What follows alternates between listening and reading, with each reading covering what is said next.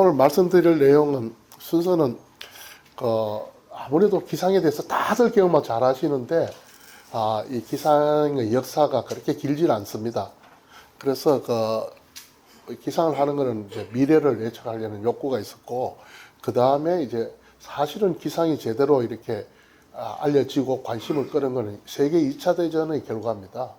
그래서 전쟁이 이제 과거의 발전을 가져온다는 거, 거기에 대해서 이제 미래에 대한 데이터가 되고, 요즘 말하면 데이터 비즈니스가 되고, 여기에서 제가 하나의 방점을 찍을 수 있는 게, 데이터 산업에서 기상 쪽에서 기상청의 역할하고 민간의 역할이 분명히 다른데도 영역을 갖다 구분하지 못하는 혼재되어 있는 게 안타까웁니다. 그래서 제가 오늘 제목의 소제목으로 이게 과연 공공재냐, 안 그러면 돈을 받고 하는 클럽제냐, 제가 경제 쪽은 잘 모릅니다만은 그래도 이제 그런 쪽으로 좀 이야기해 봤습니다. 그런데 최근에 와서 우리 기상은, 옛날에는, 오늘 혹시 자동차 가지고 오신 분, 자동차 운전하실 때 서울 시내 교통망을 보시고 오셨습니까? 그럼 내갈길만 보고 오셨습니까? 그렇죠. 그러면 앞으로 기상정보도 서울, 부산, 대전, 광주 필요 없고 그냥 내가 어디 가는 거기만 필요하지. 그런 식으로 바뀌어야 됨에도 불구하고 일방적으로 관해서 하다 보니까 그게 좀 못하고, 그래서 나만의 기상기후 정보가 앞으로 산업의 근간이 될 거다, 그렇게 보고 있습니다. 그 다음에 그럼 어떻게 하는 건데 해서 잠깐 제가 하는 걸 소개해 드리고, 그 다음에 이제 전체적으로는 앞으로 시장은 기상청에서의 기상 정보가 일방적인 공급자 위주에서 앞으로는 소비자 위주로 바뀔 거다, 그런 이야기하고, 그런 이야기가 우리 이야기가 아니고 이미 세계 기상 기구에서는 PPP라 그래서 퍼블릭하고 프라이빗에서의 파트너십을 가지라고 이야기하는데, 기상청이 그걸 굉장히 존중한다면서도 그 룰을 잘 못 내서 좀 답답한 면, 그런 면을 이제 제가 소개해 드리려고 합니다. 미래를 예측하는 욕구는 예를 들어서 우리 역사에 볼 때 각골 문자라든가 이거 불태우면 증거가 분명히 나옵니다. 금이 어디로 나가서 이거 봐라, 이거 큰일 나. 그런데 거기서 인과관계는 이야기를 안 해요. 대개 우리 요즘 와서도 타로점이나 점 칠 때 차라리 이리 갔는데 봐라, 증거는 있는데 그게 왜 내 운명하고 되는지는 이야기를 하지 않는데, 이것들이 이제 점점 우리 보시는 것처럼 이쪽에 그쪽에 하시면 좀 싫어하시겠지만은, 이렇게 8개월을 했다가 좀 더 고도화 해가지고 이렇게 아주 고도화된 걸 하다가 이제 거의 자동화로 갔다가 그렇게 왔습니다. 그 이외에도 증거를 보면 우리가 알 수는 없지만은 이런 고고학적 이런 기계가 나오는데, 이런 것들이 혹시나 그 시대에 말하는 계산기 내지는 컴퓨터가 아니었을까, 그런 이야기를 하고 있고, 여기도 그 용도를 우리가 아직도 잘 모르는 이런 것들이, 고고학적으로 나오는 것들이 BC 60년대에 만들어졌다고 합니다. 이것들이 오늘 보는 가장 오래된 컴퓨터가 아닐까, 이렇게 추정을 하고 있습니다. 물론 기상청에서는 슈퍼컴 최첨단 컴퓨터를 가지고 예측을 하고 있죠. 기상이 어려운 이유가, 기상할 때 상자가 코끼리 상자입니다. 예, 하늘 공기할 때 기자에다가 코끼리 상자를 쓰는데, 코끼리 상자를 쓰는 이유가 어디 있는가 하면, 열알개범 박지원의 코끼리를 어떻게 표현했는지 처음 봤잖아요. 처음 보니까 뭐라고 했는가 하면, 몸뚱아리는 소 같은데 꼬리는 나귀 같고, 그 다음에 낙타 무릎을 갖고 있고, 범의 발톱을 갖고 있고, 자벌레 같은 코를 가지고 있고, 너의 꽁무니 같은 코를 가지고 있고, 귀는 구름을 들이는 듯하다. 그러고 코를 주둥이로 오해할 수 있겠다, 이렇게 이야기하는데, 이 설명을 듣고 코끼리가 연상되십니까? 이런 비슷한 것은 외국에서도 마찬가지로 코끼리를 갖다 놓고 보는 관점이 미시로 봐서 전체 형상을 파악하기 힘든 거로 그렇게 이야기를 하고 있고, 이렇기 때문에 이제 굉장히 어려운 쪽에 들어가고 있습니다. 그래서 우리가 갖고 있는 지식으로만 아직도 우리가 좀 많은 걸 알고 있지만, 달을 하늘에 하는 일을 다는 모르고 있습니다. 왜냐하면 공장에서 나는 연기가 기상에 어떻게 영향을 미치는지, 그다음 바닷물의 영향인지 화산의 영향인지 이런 것들이 굉장히 복합적으로 나와서 우리는 눈앞에 있는 걸 보고 많이 실험을 통해서 하는데 기상은 실험을 하지 못합니다. 제가 아무리 해도. 그래서 기상이 발달한 것은 가상세계에서 실험할 수 있는 컴퓨터의 발전하고 같이 역사를 하고 있습니다. 역사적으로 보면 뭐 과거에 뭐 원시시대부터 거의 절대 권력을 갖고 있었죠. 그냥 우리 부족 또는 우리 식구의 미래는 내가 어디로 사냥을 가야 된다고 결정하는 순간 운명이 결정되는 그런 이유는 묻지 말아야 됩니다. 왜냐하면 과학적인 백그라운드에 있는 게 아니고. 그런데 이게 점점 밝혀지면서 이제 기상하시는 분들의 그 위치는 점점 내려갑니다. 왜냐하면 이유를 알게 되기 시작하기 때문에 그 이유가 맞았다 안 맞았다 하니까 거짓말쟁이로가 변하죠. 그 전쟁을 하는데 우리 세계 2차 대전은 다들 알고 계시는데 특히 그 태평양 전쟁을 보면 미군들이 그때는 비행기가 이렇습니다. 그 항속거리가 굉장히 짧았죠. 비행기가 작으니까. 그래서 태평양 전쟁을 할 때 보시는 것처럼 깨구리 띵 뜨듯이 점령해 갔습니다. 어딘가 하면 원 위치에서 비행기가 최대한 날아갈 수 있는 데까지 가서 점령해서 비행장을 만들고 그 다음에 거기서 또 최대한 날아갈 때 떠서 비행장을 만들고 일본 갈 때까지 이렇게 점프하듯이 이렇게 왔습니다. 그것은 뭔가 하면 그 비행기가 날아갈 수 있는 거리 갔는데 늘 성공하는 건 아니겠죠. 연료가 떨어진다든가 갖다 실패하고 오면 그 연료가 떨어져서 떨어지는 비행기가 부직이 수였습니다. 그래서 그때 나온 게 뭔가 하면 2차 대전이 끝나자마자 이 날씨를 좀 알 수 있으면 비행기 사고도 줄일 텐데 그래서 어떤 방법이 있냐 하는데 그때 마침 ENIAC이라는 컴퓨터가 만들어집니다. ENIAC는 계산기가 만들어지면서 여러 가지 용도가 있었는데 첫 번째 적용하는 파트 중에 산업 파트가 기상이었습니다. 기상이었는데 그때는 어느 정도인가 하면 그 24시간 예보하는데 걸리는 게 33일이 걸렸습니다. 컴퓨터로. 지금 우리 휴대폰보다 못한 컴퓨터니까. 그리고 그때는 뭐 지금 기상학적으로는 노벨 상금을 받을 유명한 사람이 시카고 대학에서 계시는 분들이 처음으로 이걸 이용을 했고 끝났습니다. 그 이후에 이제 이것은 제가 했는데 보시는 것처럼 지구 격자를 그때는 미국 전역으로 한 몇 개 안 됐는데 여기서는 지구 격자를 갖다가 240km로 리졸브해서 모의를 했고 이것은 10km입니다. 아직도 기상청에서 10km까지 오지는 않았는데 이것은 제가 독일 기상청의 그 모델을 가지고 2007년에 2007년 케이스를 했습니다. 일본에서 처음으로 세계에서 제일 빠른 컴퓨터를 만들어 갖고 어스 시뮬레이터라 그래가지고 한지 딱 10년 만에 제가 그보다 더 나은 성능으로 일단은 구현을 한국에서는 했습니다. 보시면 전부 이 그림을 좋아해요. 왜냐하면 시키는 게 굉장히 상세한데 그런데 가격이 여기에 비해서 어마어마하게 비쌉니다. 다음 페이지 어느 정도 비싼가 하면 2009년에 이 실험을 제가 키스에 있는 컴퓨터로 했는데 10일 내에 가는데 6일이 걸렸습니다. 컴퓨터 총동원해가지고. 그러니까 기상 예보라든가 이런 건 의미가 없죠. 그런데 이제 요거 슬라이드 만들어질 때는 작년에 엑사플랍 컴퓨터가 나올 거라고 하는데 지금 원래 나오는 것 같습니다. 이건 성능으로 그냥 비교하면 1분 걸립니다. 그러니까 그때는 이야기가 안 됐지만은 지금은 누구나 해볼 수 있는 전산자원이 될 수 있는 그러니까 너무 꿈 같은 이야기는 아닌 거로 되어 있습니다. 그렇게 해서 어마어마한 데이터가 생산됐죠. 생산되고 나니까 그 다음 나오는 것들은 그 데이터를 갖다 그래 많이 필요하냐. 그냥 서울에 비 온다 하면 끝나는데 나는 그것만 알고 싶지. 딴 건 필요 없어. 뭔 데이터를 그래 많이 하는데 이제는 이제 데이터 사이언스 쪽으로 들어갑니다. 우리가 보통 기상현상에 있으면 과거하고 미래를 보면 이거는 마이클 포터라고 아마 하버드 경제학자로 제가 알고 있습니다. 경영학자입니까? 예, 죄송합니다.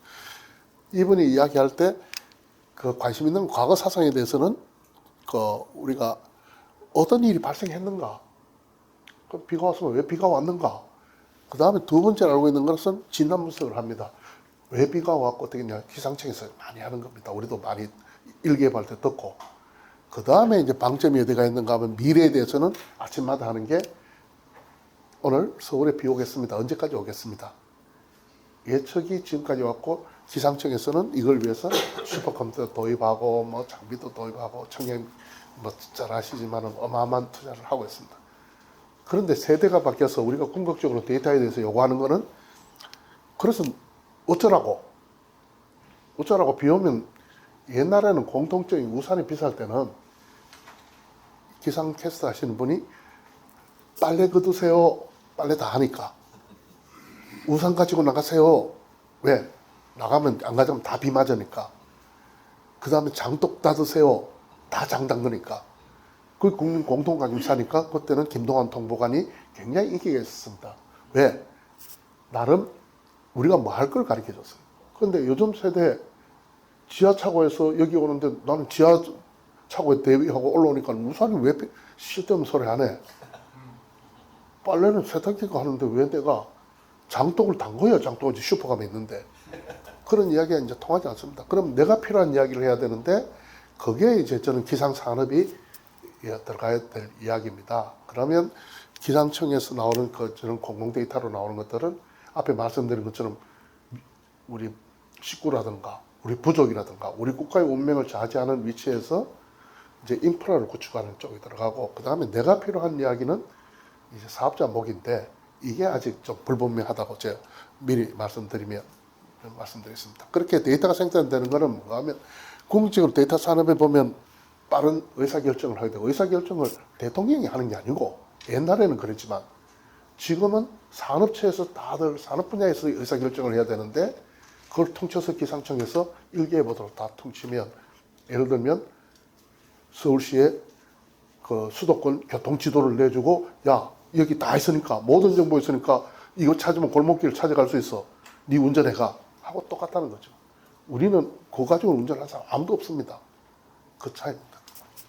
그런데 내비를 하려고 그러면 그 정보가 없이는 내비가 또 안 됩니다. 그래서 제 이야기는 공공재하고 클럽재 사이가 그게 되는 것이고 기상산업하고 기상청의 공공하고는 그게 차이 난다고 보고 있습니다. 뭐 공공재 이야기니까 제가 했습니다.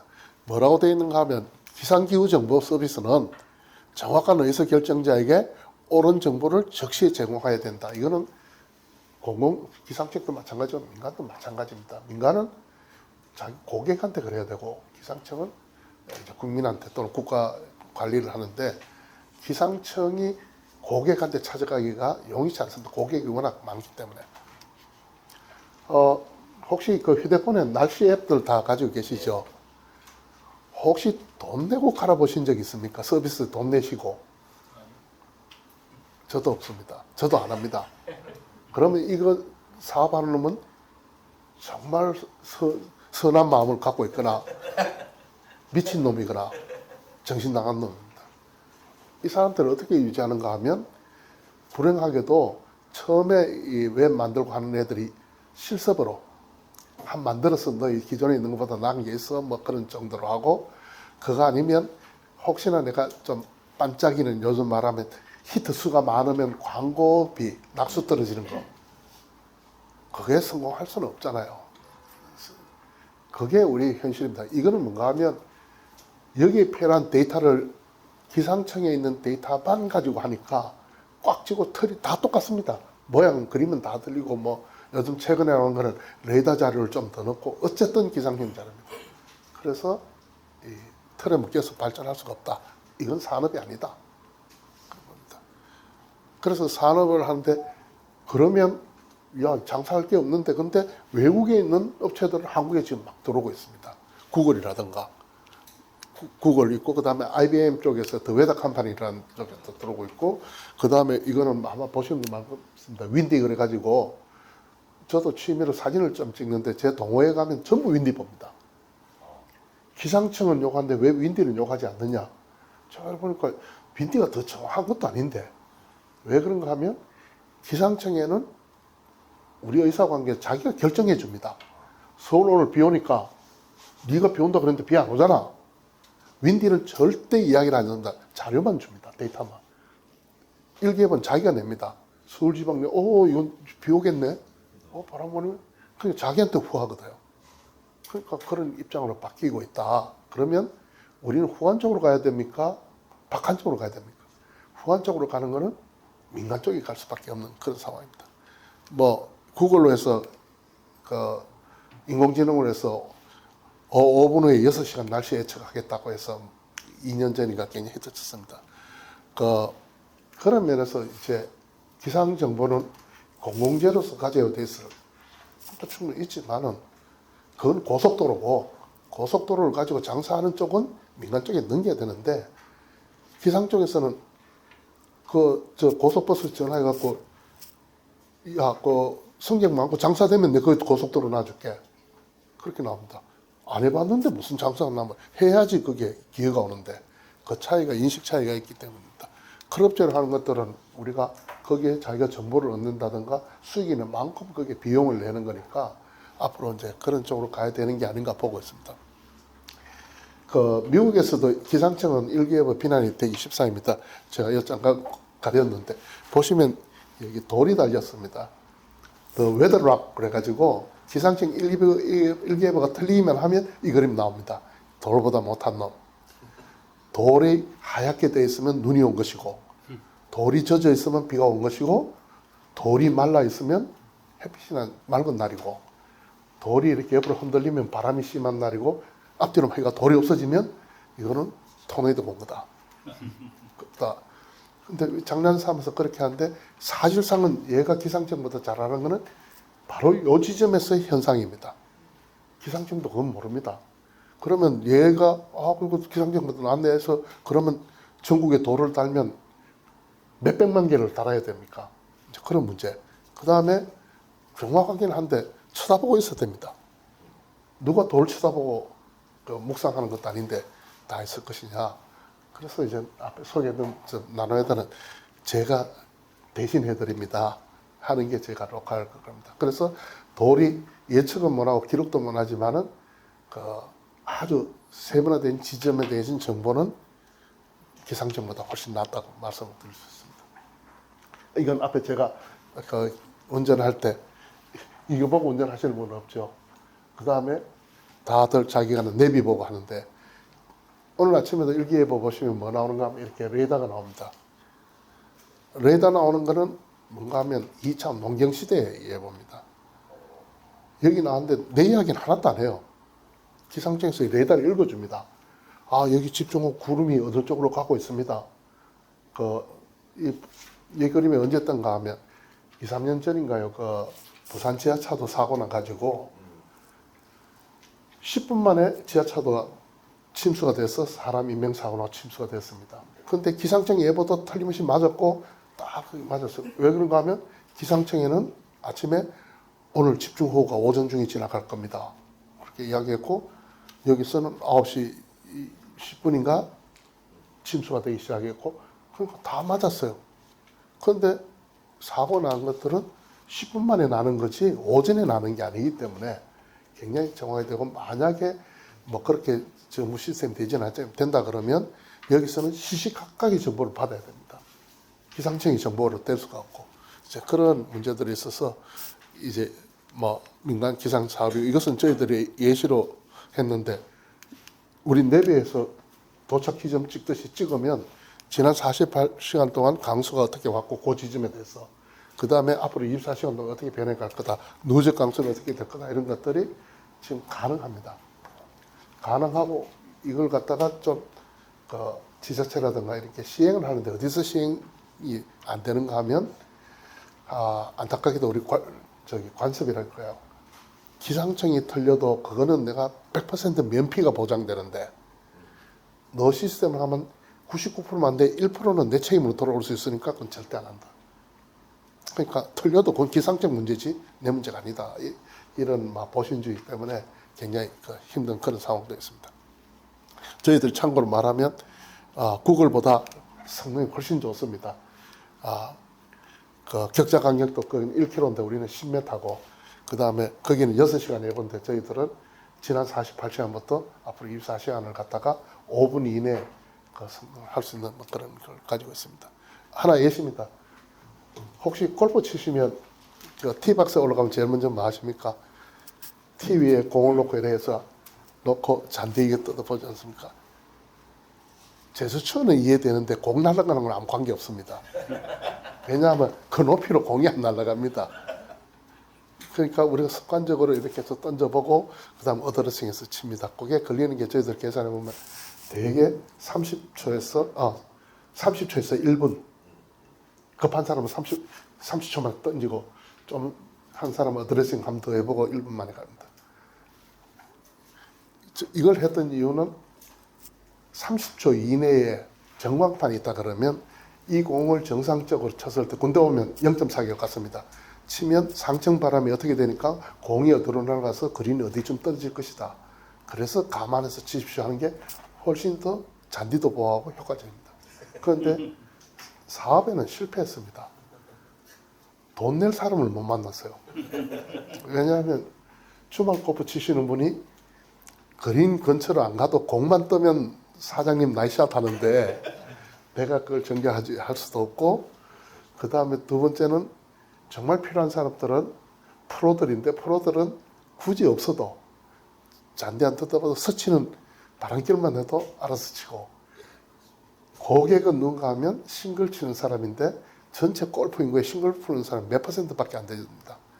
근데 그분들은 페이할 용의가 없고, 페이할 사람은 캐디인데 캐디가 남 운동하는데 비용을 내지 않고, 그래서 개발은 성공했는데 사업화는 실패했고, 이걸 가지고 골프존에 갔더니 200만 원 줄 테니까 터커 놓고 가라. 그래서 왜냐하면 당신 같은 사람 하루에 20명도 또 온다. 그런 식이 됐습니다. 어쨌든 간에 이게 그냥 저희들이 생각하는 게, 지금은 골프공 했지만은 지금 드론이라든가 저고도 비행체는 똑같은, 그러니까 저희들이 볼 때는 헬기라든가 하여튼 저고도에 떠서 다니는 거는 골프공처럼 저희들 취급해서 그렇게 서비스할 수 있는 걸 하고 있습니다. 이건 서울 시내에 지금 현재 아파트에 바람 불고 있는 것입니다. 여기도 또 오해 여지가, 이제 우리 TV를 보면 일기예보 다음에 뭔가 하면 공기 질에 대한 게 나옵니다. 미세먼지 어디 많고. 그건 좀 지표 이야기입니다. 근데 지도에 그러니까 내가 지금 23층에 살고 있는데, 우와, 지금 오늘 미세먼지 엉망이래. 근데 23층 괜찮습니다. 하층이 문제지. 그런 오해를 2차원, 그러니까 3차원은 예보를 해야 되는데 2차원을 하니까 그런 오해가 생기는데, 이제 앞으로 그런 걸 대비해서 이것처럼 서울 시내 그 아파트 사이에 바람이 어떻게 불고 하는 걸 시간이 오래 걸리면 연구 논문이 되고, 이렇게 구현을 할 수 있는 게 1분 만에 구현이 됩니다. 서울시 전역이. 그런 기술이 이제 앞으로 와 있다고 제가 소개드리면서 넘어갔습니다. 하나 또 다른 예로는 온도를 하는데, 이건 영천시에입니다. 영천시에 약 920평방킬로미터가 되는데 그 중에 기상관측소가 3군데 있습니다. 그런데 기상청에서는 그 도심에 있는 하나를 가지고 주의보도, 폭염주의보도 내고 그 경보도 내고 있습니다. 그런데 그 영천시를 갖다 전체를 보면 저희들이 가상 센서라 그래가지고, 이제 실제로는 없지만은 컴퓨터가 계산하는 센서로 10만 개를 영천시에 깔아가지고 남은 그 폭염 지도가 이렇게 나오고 있습니다. 그러니까 그 영천 시내가 여기 있다 그러면 이쪽 그 남서쪽으로는 훨씬 더 이전에 폭염이 오고, 또 저 북쪽으로는 폭염주의보가 아무 관계 없습니다. 왜냐하면 그 산이고 이래서.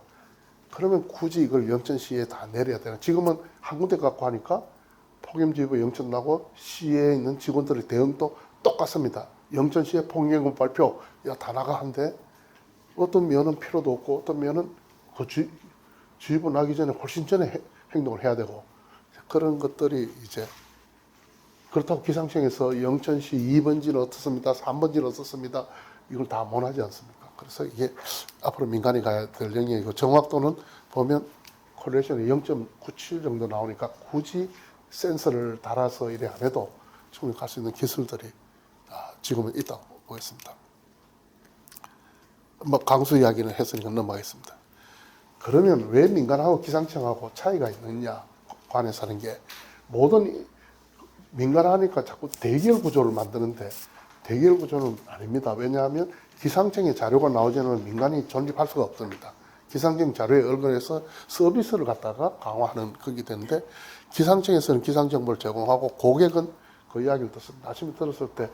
그런데 문제는 뭔가 하면 고객들은 그래서 어쩌라고. 예를 들면 내가 경기도 광주에 사는데 왜 나는 예부 안 해줘? 맨날 서울, 부산, 광주, 뭐 전라도, 광주, 대전 찍고 그냥 가버려. 그런 이야기부터 고객들하고 없고, 그 다음에 또 왜 나는 가지도 않는데 왜 부산 정부는 왜 내가 지금 알아야 돼? 난 서울에 있을 건데 서울만 이야기가 끝내지. 그런 등등을 해서 이제 고객들이 차별되고 있습니다. 이것은 이 양반 제가 그 기상직 직원을 상당히 좋아하는데, 이제 나오는 이야기가 뭔가 하면 아직 장마철이 종료되지 않았고 국기적인 강수가 다발성으로 발달 가능성이 높은 시기에서 중간중간 장마 소강이나 지금 뭐 비가 온다는 거야, 안 온다는 거야. 딴 것도 뭐 폭이 오면 아직 극한더위가 다가갈 가능성이 높다라고 하기에 단언하기는 아직 시기상조고. 그러니까 반응이 뭔가 하면 번역기 돌렸나? 아니면 걸석이 훈련이 된 사람이다. 생각 정리해서 이야기하라. 뭐 등등. 그런데 이분이 하는 거는 전체를 보기 때문에 그렇게 이야기합니다. 기상 예보하는데 제일 사람들이 욕을 많이 하고 웃는 게 곳에 따라 때때로 비가 오겠습니다. 그럼 늘 맞지 한데 실제로 비 오는 날을 보면, 레이더를 보면 소나기가 곳에 따라 떨어집니다. 어디라고 명시하지를 못할 정도로. 그 다음에 이게들이 딱 오지만 오고 마는 게 아니고 계속 지나가며 오기 때문에 때때로 온다고 밖에 표현을 못 합니다. 그래서 이제 그 민간이 들어가면 어떻게 되는가 하면 서비스를 받고 돈을 받고 하잖아요. 그러면 문제가 달라지는 거죠. 여기 아까 변호사 하시는 분도 있는데, 제가 좀 변호하시는 분이 우리 법적 문제가 있다고 막 나가서 이 문제 법을 고쳐야 되면 이런 이야기 안 하지 않습니까? 내 고객이 어려운 데에서만 내 법적 해석에서 수수료를 받고 해결해 주는 것처럼 기상도 이제 그렇게 전체적으로 보고 하는 게 아니고 고객이 뭐 필요하냐, 내가 골프장 주인이냐 안 그러면 내가 농사 짓냐 따라서 거기에만 대해서 지원을 해주면 되는 그런 게 됐습니다. 그러면 정보를 제공하고 계속 고객을 유지하려면 피드백을 받아야 되죠. 기상청은 피드백 안 받습니다. 일방적으로 그냥 때려버리지. 피드백을 받는다는 건 뭔가 하면 틀리면 다음에 고객 표정도 보고 이러면 안 되겠구나 저래 하고 하여튼 서비스를 맞춰가게 되었습니다.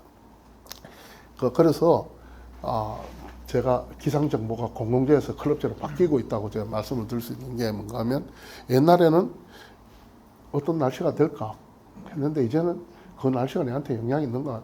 예를 들면 우산 필요 없어. 나 차 타고 집에서 지하주차장에서 와서 지하주차장 들어가고 사무실 가는데 뭐 비하고는 관계없는 사람들 대부분 되고, 이제 그러고 여기에는 그 컨설턴트가 사용자 요구가 뭔지를 정확하게 합니다. 다른 예로 부산에 있으면 요트가 조금씩 이렇게 많이 활용이 되는데, 요트를 타고 해운대 앞바다에 나가신 분이 기상청에 예보합니다.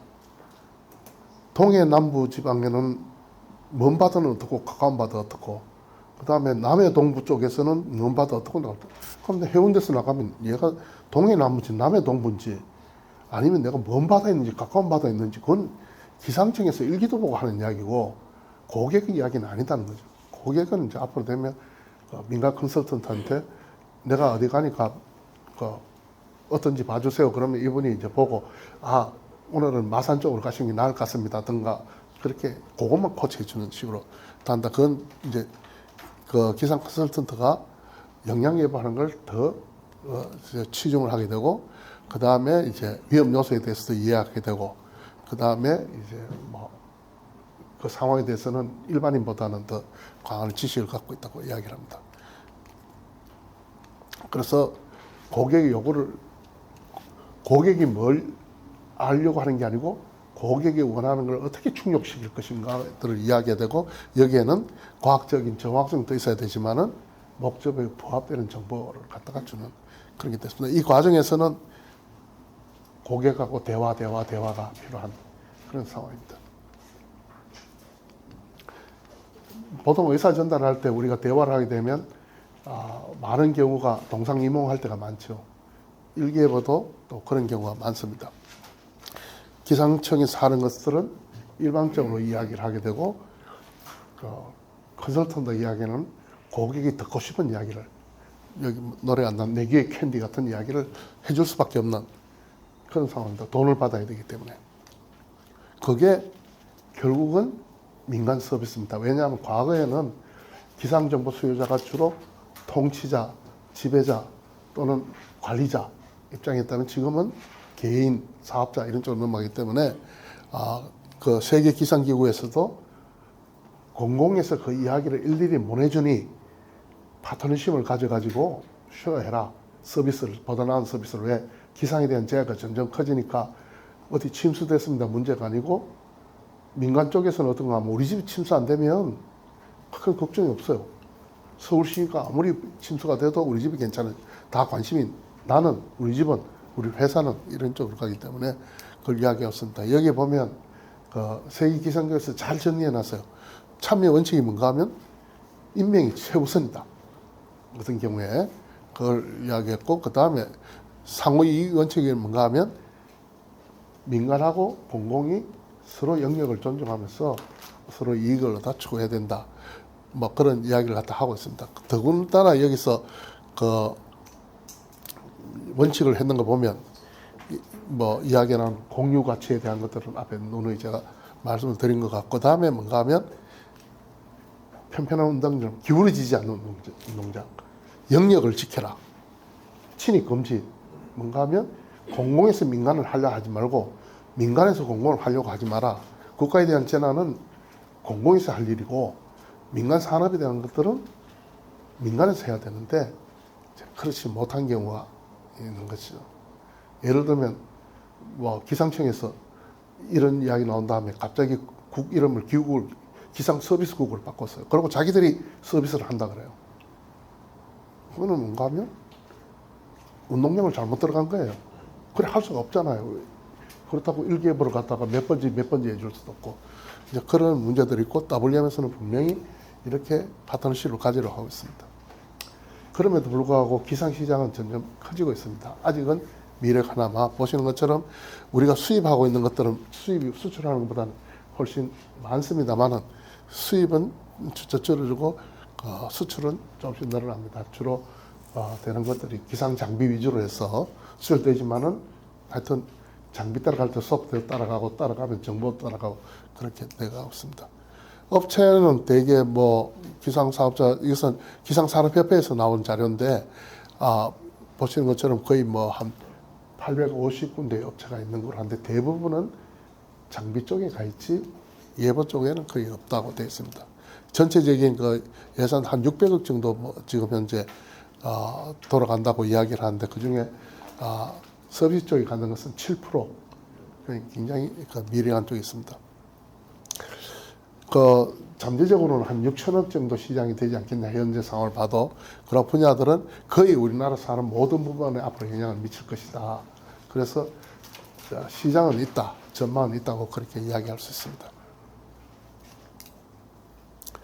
저희들도 그 어프로치 하는 게 이제 뭐 도시 기상이라든가 철도 여름에 좌굴되는 것 때문에 그런 거라든가, 그 다음에 뭐 수재, 그 다음에 광주에서 지난해 초에 사고 났던 현대산업개발에서 60층 짓다 무너진다 했죠.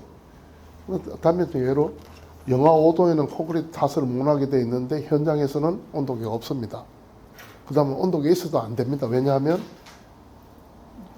그 레미콘을 갖다가 300대를 주문해 놨는데 엄마 추워서 안 되니까 오지 마세요 못 합니다.